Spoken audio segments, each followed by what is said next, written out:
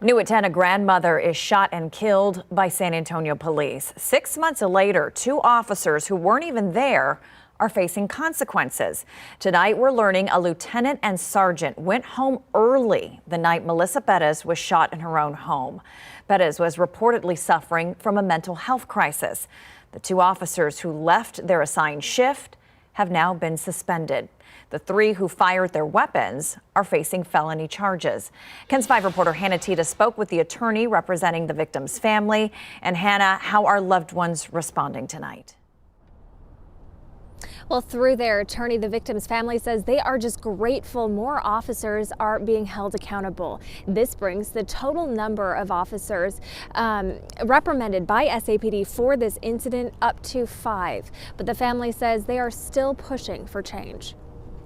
Preventable, horrific, unnecessary. That's how attorney Dan Packard describes the shooting of Melissa Perez. He represents her family in a civil lawsuit against the city. This has been extremely difficult, especially through the holidays. Packard says the 46-year-old grandmother was suffering an acute schizophrenic episode in June when officers responded to the mental health call.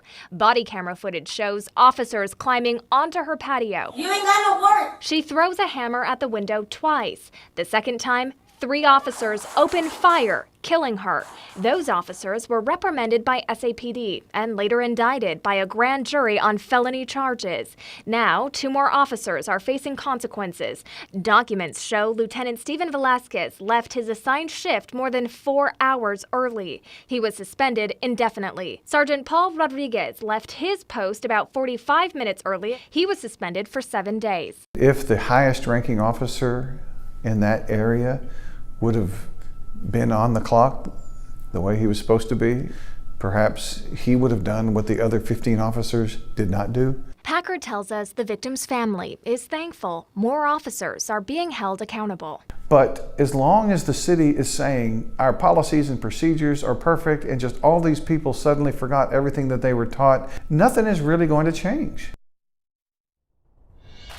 Packard Law Firm says what really needs to change is the city's mental crisis response. Now tonight I found out from SAPD that they have extended their hours for mental health workers who are on call. Now they're not on call a full 24 hours, but they are available later into the evening. Reporting live at Public Safety Headquarters, Hannah Tita, KENS 5.